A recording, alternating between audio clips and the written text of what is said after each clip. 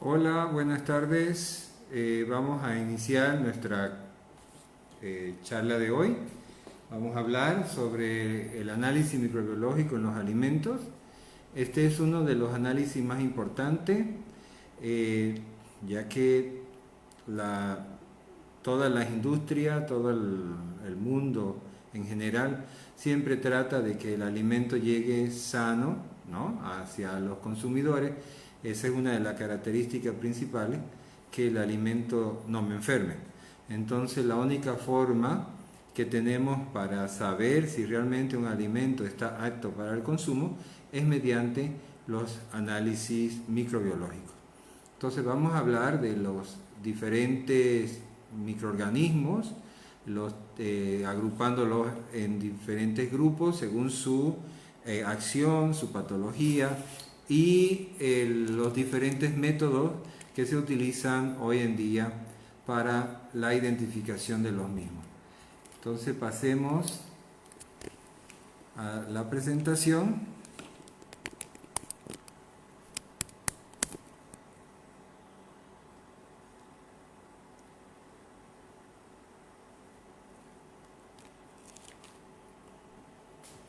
Bueno, ustedes saben, y qué mejor que la situación que estamos viviendo hoy en día, de que la contaminación en general está en todos los lugares, ¿no?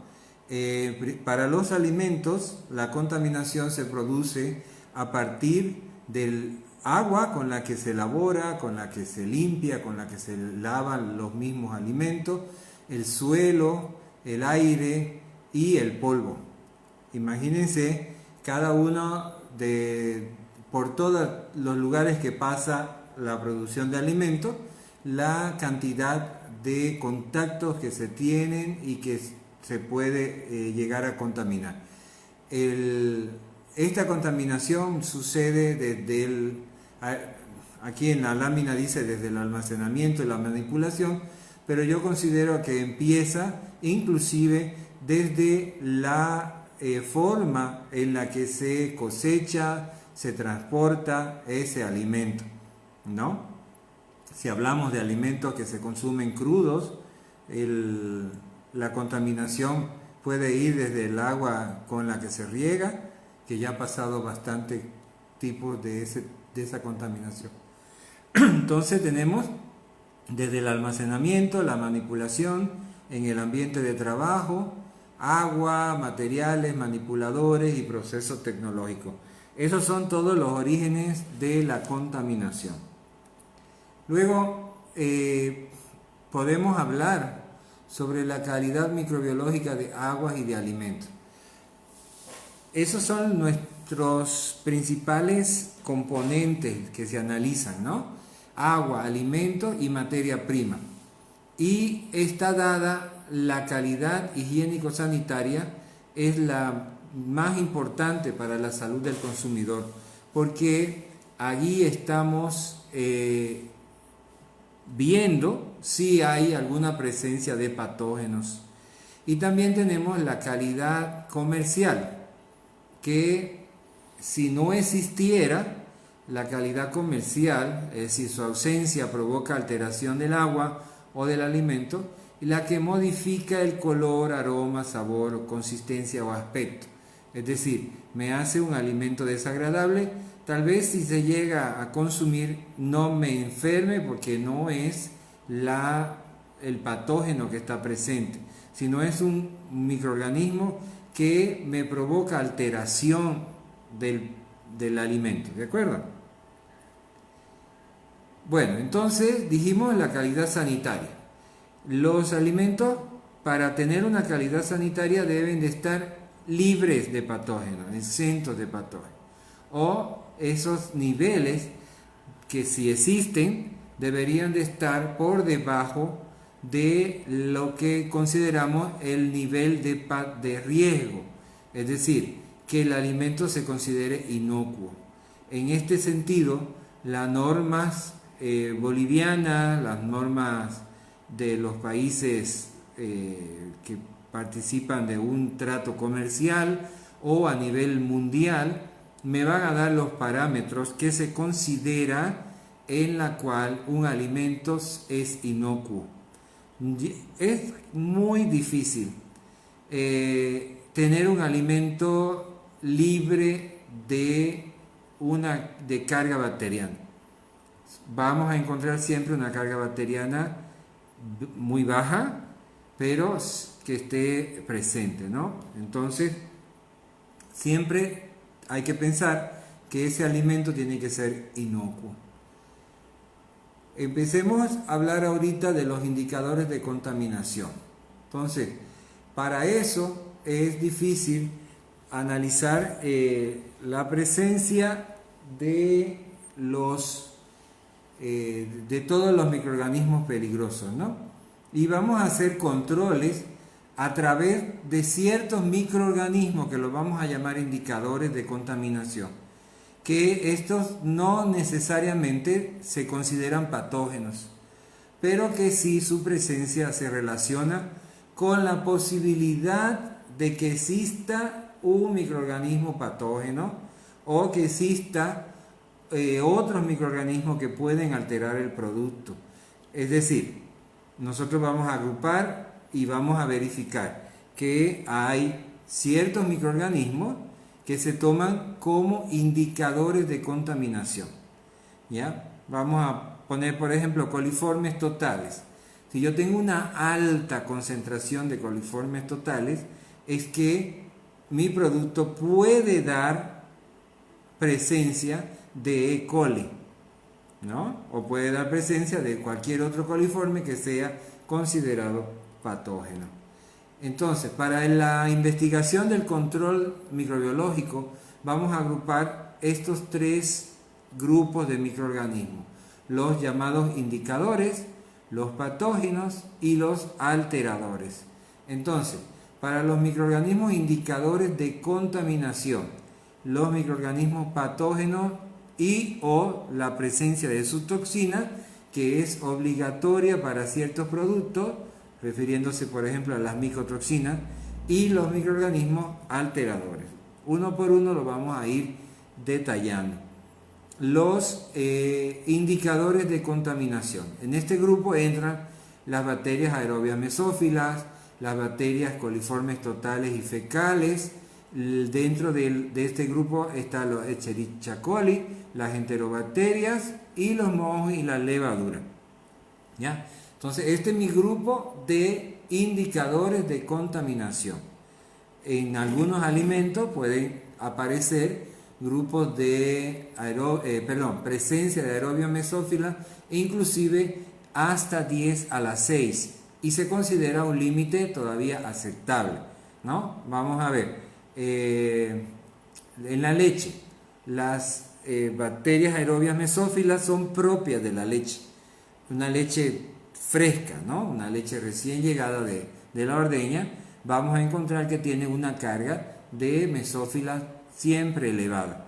Ahora, si está por encima de ese límite, me está dando ya una alerta de que esa leche puede que ya traiga una contaminación.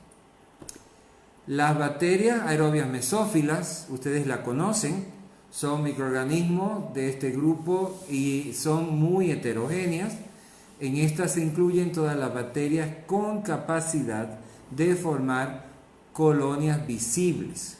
Temperatura a la que crecen los mesófilos está entre 20 a 45 grados, pero en la norma boliviana se coloca en una estufa a 37 grados. 37 más o menos 1 grado, para que sea la temperatura de crecimiento óptima para las aerobias mesófilas.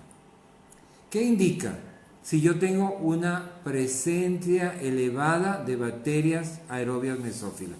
Primero, que puede tener mi materia prima contaminada, ¿no? La segunda es que el tratamiento higiénico ha sido inadecuado.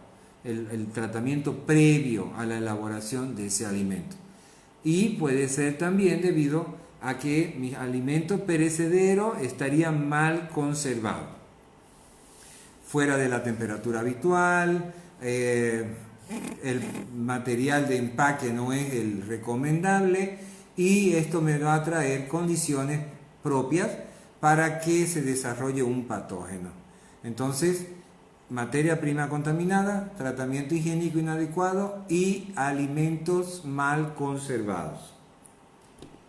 En este grupo de bacterias aerobias mesófilas pueden haber cepas de patógenos y su estudio se va a realizar por recuento de estándar en placa vertida, ¿no? Bueno, ese es uno de los métodos, ¿no?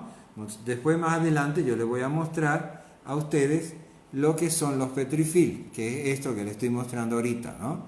El petrifil también se utiliza para el recuento de aerobios mesófilas. En la placa vertida se usa el medio PCA, que es el agar para conteo en placa, es propio para las aerobias mesófilas. En este género que vamos a hablar ahora, que son las bacterias coliformes, son aquel grupo que fermentan la lactosa. Quiere decir que sus medios de cultivo van a estar con azúcar, en este caso lactosa. Y si son fermentadores de lactosa, producen gas. En este grupo de los coliformes también tenemos el medio para su crecimiento, pueden ser medios líquidos como medios sólidos, ¿no? Y en este grupo vamos a encontrar la Escherichia, la Klebsiella, la Enterobacter y la Citrobacter. ¿Y qué me indica? Me indica una presencia de falta de higiene en la fabricación, hay un procesamiento inadecuado o hay una contaminación post-proceso. Nosotros, humanos, somos portadores de coliformes, ¿no? Entonces, en una contaminación, aparte de la limpieza, está la mala higiene del manipulador también, ¿de acuerdo? Entonces, recuerden que las bacterias coliformes fermentan, por lo tanto, producen gases, producen cambio de la acidez, y esas dos cosas nosotros las vamos a utilizar como forma de observar la presencia de estas bacterias en la siembra del laboratorio. Los coliformes también se cultivan a temperatura de 37 grados, pero vamos a tener un grupo que se considera, que se llaman coliformes termotolerantes. Termotolerantes, es decir, que aceptan temperaturas más elevadas. En este grupo vamos a ver la capacidad de fermentar lactosa a 44 o 45 grados. Tenemos estufas, baño María, que son específicos para este grupo de bacterias. Aquí, como le dije entonces, la técnica más utilizada es la NMP, es el número más probable. Se utiliza una serie de tubos con lo que se llama campana Durman, que es un tubito pequeñito que va incluido dentro del tubo de fermentación en forma invertida, y ese tubo va a tener la acción de recoger el gas que se fermenta, que se produce en la fermentación, y lo va a atrapar dentro del tubo, y entonces me va a indicar la presencia de coliformes. Aproximadamente el 95% de los coliformes termotolerantes son formados por la Escherichia coli y por ciertas especies de Klebsiella, ¿ya? ¿Qué me indica la presencia de coliformes termotolerantes? Entonces, lo primero es que puede inferir que los patógenos se encuentran en la misma concentración y se comportan frente a diferentes factores como pH, temperatura, presencia de nutrientes o sistemas de desinfección similar al indicador, ¿no? Dentro de los termotolerantes está la Escherichia coli. Este es el indicador más confiable de contaminación fecal en alimentos. El E. coli Es un germen cuyo hábitat natural es el tracto entérico del hombre y de los animales de sangre caliente. Por lo tanto, ¿qué podemos nosotros deducir? Que si hay presencia de Escherichia coli es porque ha habido una mala higiene, ¿no? Una persona que ha estado manipulando, tal vez sin haberse lavado la mano después de haber ido a hacer sus necesidades, o que en el ambiente, como sucede en Santa Cruz, hay fecalismo todavía en algunas partes de la ciudad. Esos fecales se secan con el calor, se vuelven polvo y ese polvo se desparrama por todos los lugares, ¿no? Y termina contaminando los alimentos. Las enterobacterias es el otro grupo que habíamos mencionado. Son bacilos, gram negativos. En este grupo es grande, incluyen 29 géneros y tiene más de 100 especies, de las que 23 tienen importancia higiénica y sanitaria. Estas se usan para señalar la calidad sanitaria de alimentos procesados en todas sus formas, pasteurizados, cocidos, infantiles, etcétera, etcétera. Y aquí vamos a ir viendo que si hay esa presencia de enterobacterias es porque ha habido malas condiciones en la elaboración, porque ha habido una contaminación posterior a la elaboración o por ambas, ¿no? Una combinación de ambas.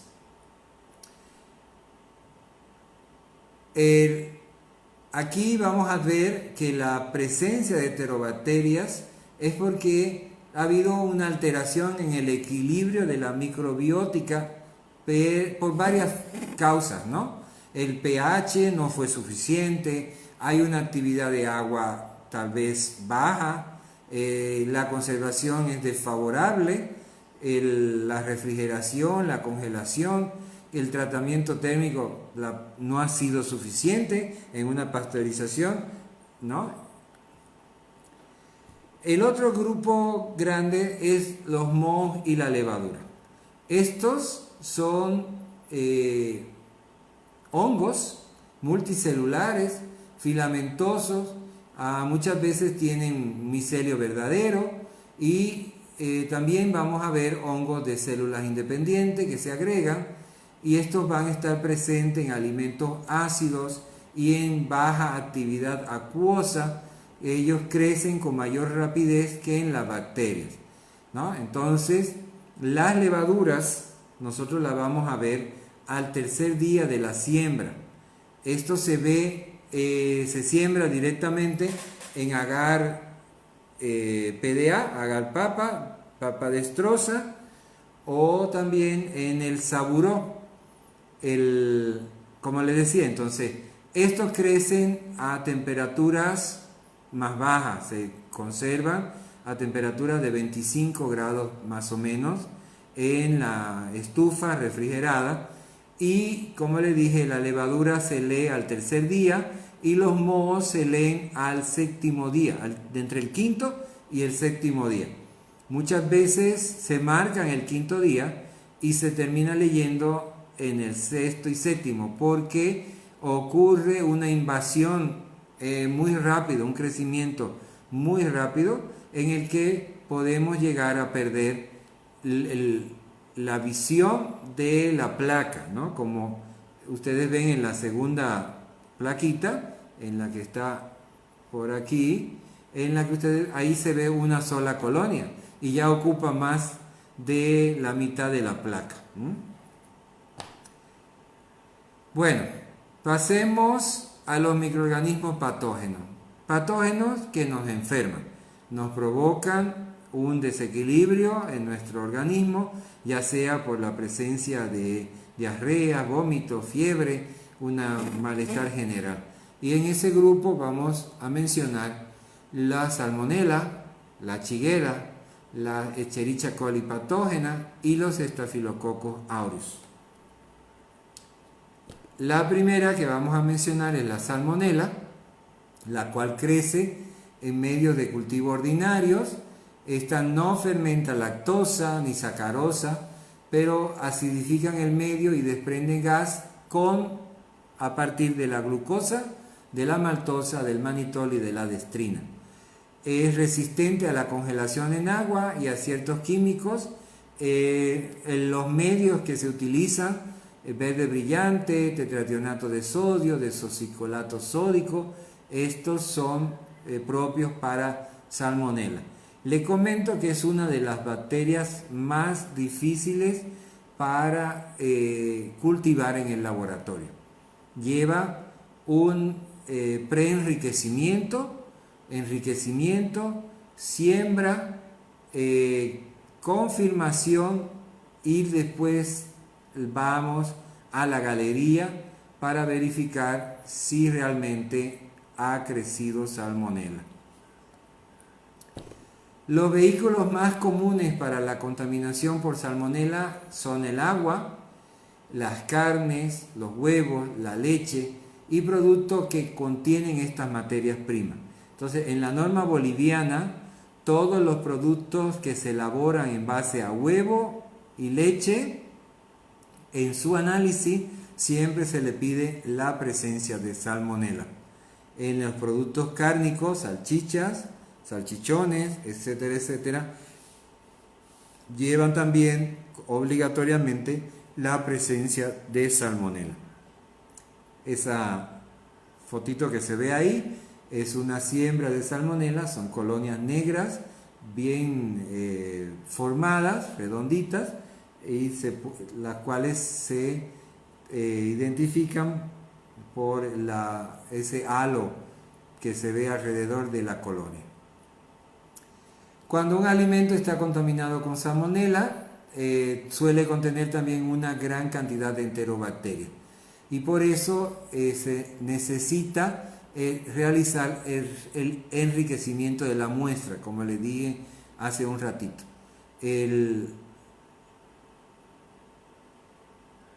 Puede tener la salmonela, presenta la presencia de salmonela aun cuando la de las enterobacterias sea muy baja. Una colonia que se identifique de salmonela ya es suficiente para rechazar el alimento, porque la norma es muy estricta. El resultado de un análisis de salmonela tiene que ser ausencia. Si aparece una colonia, ya se considera presencia, se identifica y se tipifica. La tipificación se hace en el INLASA en La Paz para poder hacer un seguimiento, qué tipo de salmonela es y cuál es su cómo se encuentra con relación a los antibióticos, ¿no? La resistencia de los antibióticos. La E. coli, esta es también muy peligrosa, es patógena, y van a ver ustedes que coloniza al intestino dentro de las primeras horas de vida, donde se convierte en un residente. Es decir, nosotros nacemos, como quien dice, sin ningún tipo de bacteria. Inmediatamente el bebé recibe la alimentación y comienza a ser colonizado por bacterias, en este caso las E. coli, ¿no? Producen infecciones intestinales, producen infecciones urinarias, inclusive del sistema nervioso central. Hay una cantidad aceptable de E. coli que nosotros estamos siempre expuestos, ¿no?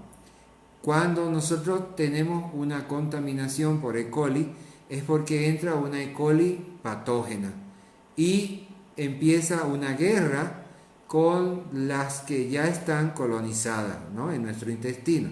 Entonces, por eso empiezan las famosas diarreas, y en esas diarreas nosotros estamos expulsando nuestra flora propia de los intestinos, y el E. coli invasivo nos está colonizando y nos está provocando esa patogenicidad, ¿no? Ahí vemos Vamos a ver que existen Escherichia coli enteropatógena, enterotoxigénica, enteroinvasiva, enterohemorrágica, enteroadherente y enteroagregativa. Sería interesante que se preparen un cuadrito y que coloquen en cada una de estas Escherichia coli cuál es su punto principal, ¿no? En la enteropatógena, ¿qué provoca? ¿No? ¿Dónde se hospeda? ¿Dónde está presente? ¿Cuáles son la patología que vamos a tener? Así con las demás que están ahí. Bueno, me faltaba decir que nosotros identificamos E. coli de dos formas. Por la siembra en número más probable, como le dije ahorita, ¿no? Si se siembra en una serie de tubos, que se llama, por eso se llama número más probable, porque es una serie estadística en la cual, dependiendo de los números de tubos positivos, me va a dar la cantidad de números probables de presencia de E. coli. De ahí la pasamos a un segundo medio para verificar si vamos a tener presencia de termorresistentes y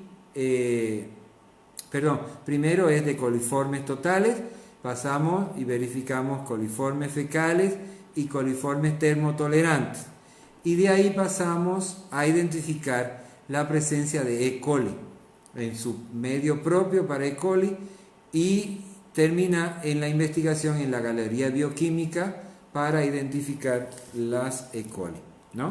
La galería bioquímica es más o menos estos tubos que ustedes están viendo, donde están los diferentes agares para el crecimiento o presencia o no de esas bacterias.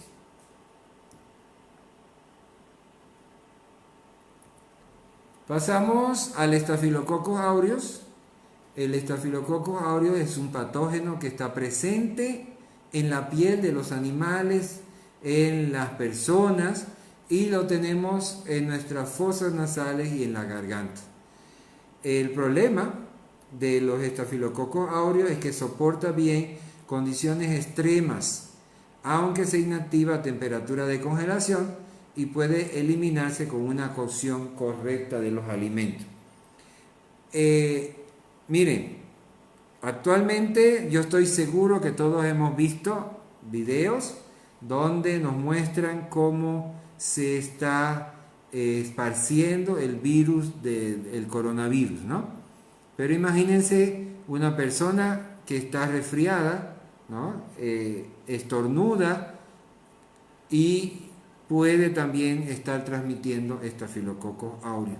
Por eso todos los manipuladores de alimentos tienen que utilizar los instrumentos propios para poder evitar la contaminación del alimento.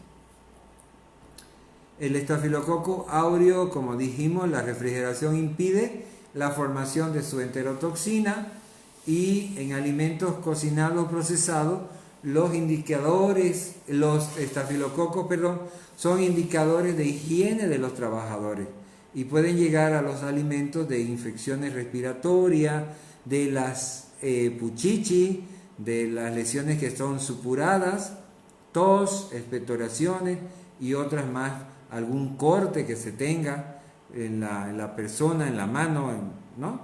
Se rasca la cabeza, toma contacto con el alimento y ya está la contaminación. Entonces hay que tener mucho cuidado también con este tipo de exposición.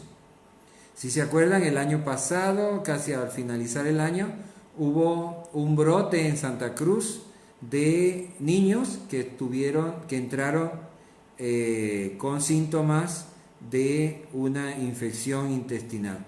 Luego se hicieron las pruebas y se verificó que era un queso que estaba con una supercontaminación de Staphylococcus aureus. Entre los otros microorganismos patógenos que también se están identificando están los bacillucerios, el Clostridium botulinum, el Clostridium perfringens y la Listeria monocytogenes. Sus técnicas son un poquito más complicadas que las anteriores. Muchos laboratorios todavía no realizan aquí estas pruebas.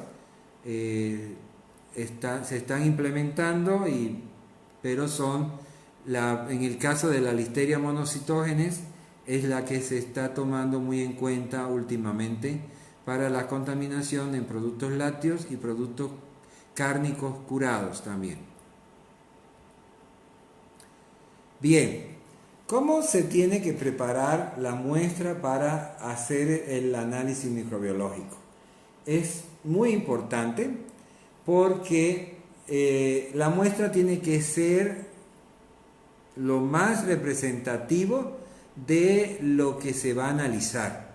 Por lo tanto, hay que tomar la mayor precaución posible para que ni en la toma de muestra, ni en el transporte, ni en el momento en que se comienza a trabajar en laboratorio pueda existir la mínima condición de que se pueda contaminar ese producto. Por lo tanto, todo el proceso que se realiza antes de la toma de muestra, durante el transporte y en el momento de la siembra tiene que estar toda 100% preparado, ¿no? En este caso el material tiene que estar estéril, tiene que ser identificado, tiene que transportarse rápidamente y bajo condiciones de refrigeración y se deben tomar en cuenta las condiciones de la muestra. El tiempo entre la toma de muestra y el inicio de la operación tiene que ser lo menos posible y el ambiente en el que se va a trabajar debe ser completamente aséptico, ¿no? No puede haber presencia de microorganismos. Perdón. Entonces, miren, tanto así que, por ejemplo, las muestras para ser recepcionadas en el laboratorio no pueden llegar por encima de los 10 grados Celsius, ¿no? A menos que el producto sea un producto que se almacene a temperatura ambiente. Bien, si es un producto refrigerado, menor a 10 es una causa de rechazo en el laboratorio, ¿ya?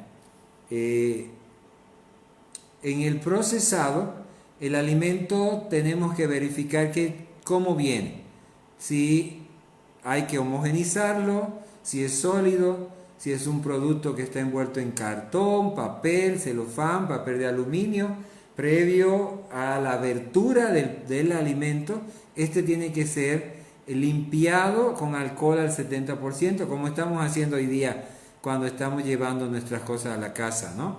Si el producto se encuentra en latas, jarras, botellas y otros recipientes, también tienen que lavarse con alcohol al 70% en el área de la abertura, se flamea y se eliminan los riesgos de incendio también, hay que tener cuidado, ¿no? Y se procede entonces a la abertura en el ambiente aséptico, ¿no? En el laboratorio tenemos un área de recepción, un área del procesado, a partir del área de procesado en adelante es un área de un solo ingreso donde existen lámparas UV para esterilizar el ambiente previo al trabajo que se realiza en el día. Después viene el área de siembra y cultivo, en la cual se hacen las diluciones con las que se van a realizar la siembra, y eso se trabaja bajo campana de flujo laminal y se hace la muestra crezca en un sustrato elaborado y que pueda separarse para otras especies, ¿no? Es decir, el correcto sembrado de esta en los medios propios para cada microorganismo. La identificación o recuento de los microorganismos depende del tipo del objetivo.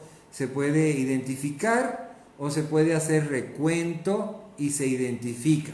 Es decir, hay pruebas que simplemente ausencia-presencia, ¿no? Y hay otras pruebas en las que se hace un conteo y termina uno emitiendo un número de unidades formadoras de colonia o de número más probable, ya sea por gramos, ml de muestra. Y la identificación podemos utilizar hoy en día lo que se llaman medios cromogénicos, que son medios propios para un microorganismo. Y también, como ya mencioné anteriormente, la prueba de las galerías bioquímicas, ¿no? El primero que voy a mencionar ahorita es el método de siembra, que es el recuento en placa. El resultado depende del método de muestreo, del tipo de alimento, del tipo de microorganismo y del medio de cultivo. Este se hace en cultivo, se llama cultivo en masa o en superficie. Cuando es cultivo en masa, la placa vacía se le coloca la muestra, un ml de la muestra, y se vierte el gel líquido, ¿no? Eso entonces se deja que solidifique y es el cultivo en masa. Ahora, el cultivo en superficie se utiliza la asa, ¿no?, de siembra, en la que yo tomo una porción de mis diluciones y la siembro por agotamiento en mi placa. Cada bacteria viable que tenga el alimento formará una colonia y el resultado entonces se va a expresar en unidades formadoras de colonia. Se pueden contar las colonias, ¿ya? Tenemos también un método que es el método de filtros de membrana.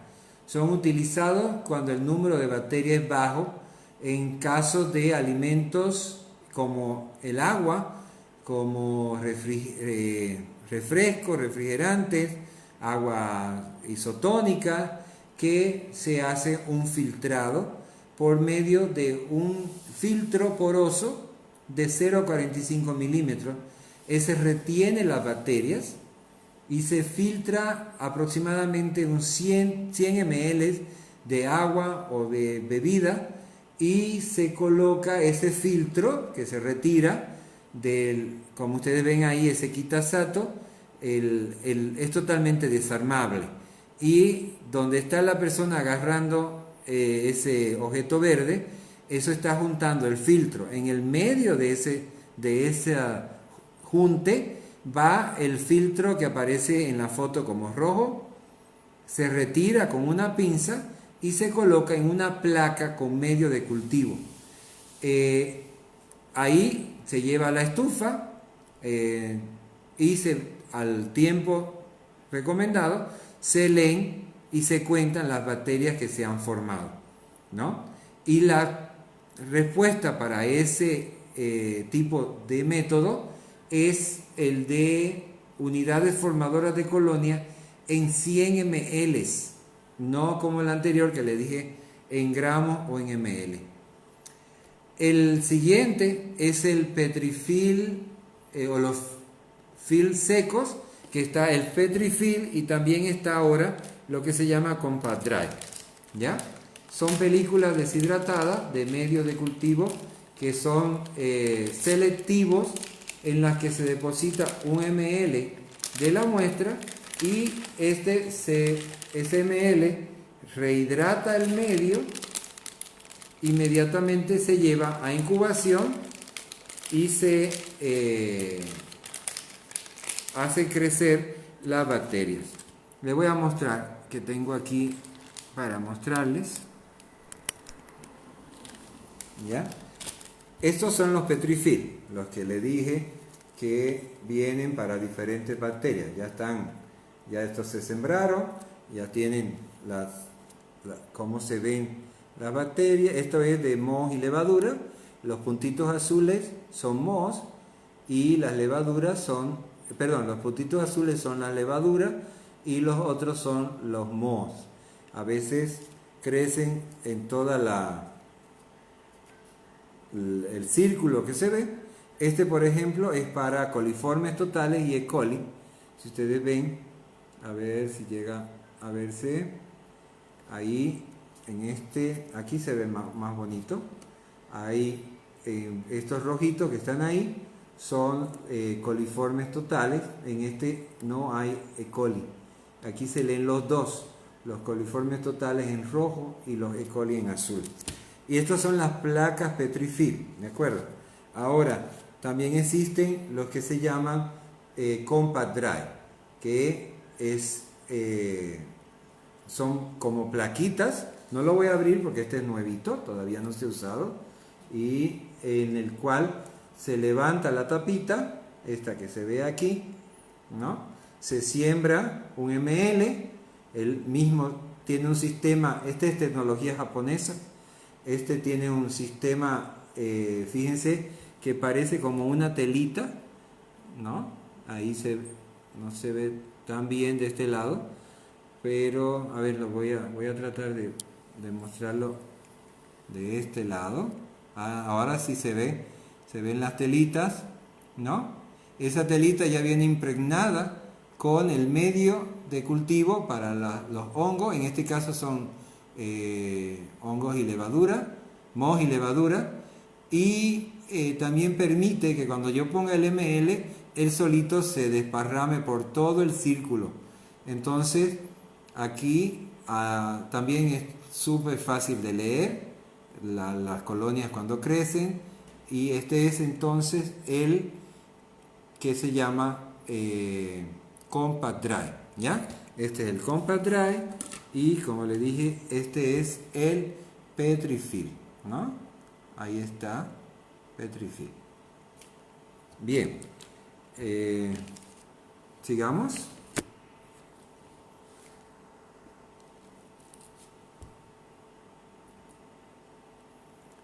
El método del número más probable, como le dije, se utiliza para los coliformes, es un medio líquido, y lo que se ve ahí en la fotito es el tubo Durman invertido, es el que le expliqué, que va a captar la presencia del gas. El método del número más probable es una serie de diluciones.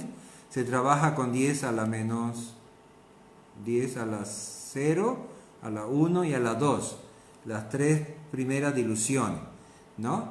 En la que se siembran 3 tubos en alimentos, 5 tubos para agua, y para cada dilución. Entonces esto trae una tabla en la que me dice para cada dilución, los tubos positivos, cuál sería el número más probable.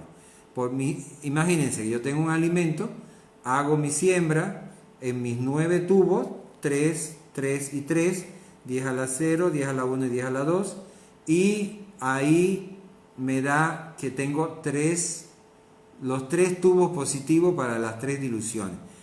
Entro a la tabla con mi 3, 3, 3, y me va a decir que tengo la probabilidad de tener mayor a 1200 número más probable. Es decir, que tengo una contaminación muy elevada, ¿no? En el agua sería una serie de 5 tubos de 3 tubos, perdón, 3 diluciones de 5 tubos. Tenemos también los métodos basados en la reducción de colorantes. Este es el método que le puedo mencionar, es lo que se llama la reducción del azul de metileno.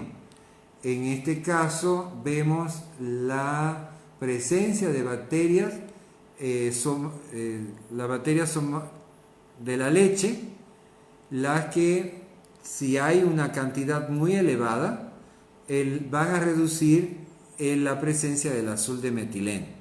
Entonces, por ejemplo, en estos 2 tubos que están ahí, que se ven, el azul celeste es una leche que no redujo totalmente el azul de metileno, mientras que el otro, el blanco, sí ha reducido.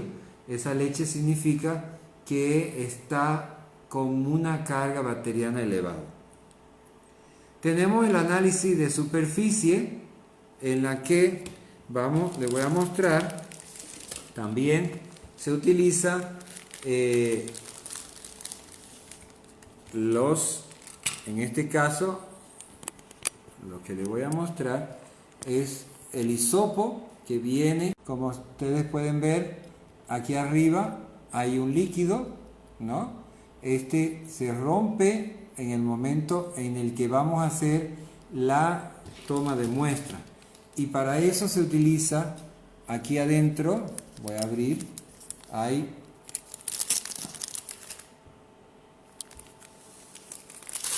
voy a abrir ahora, hay un cuadrado que nosotros utilizamos, le llamamos delimitador. Claro, esto le estoy mostrando en el momento que se utiliza. Estamos con guante, barbijo, con todos los implementos necesarios, ¿no? Y esto tiene un tamaño de 10 por 10. Por lo tanto, si ustedes multiplican el área dentro del cuadrado, saben que lado por lado es el área del cuadrado, ¿no? 10 por 10, 100 centímetros cuadrados. Hay aquí adentro. Entonces, como les decía, rompemos aquí con un toque, el líquido cae al algodón que está ahí y lo humedece. Yo saco y hago un hisopado en la superficie que estoy analizando en 3 direcciones, ¿ya? En 3 direcciones, y termino, lo coloco adentro del tubito, lo cierro y ya va directo al laboratorio. Y de aquí es donde se va a realizar la siembra, ¿no? A las placas que son las que se están analizando, ¿no? Bueno, seguimos.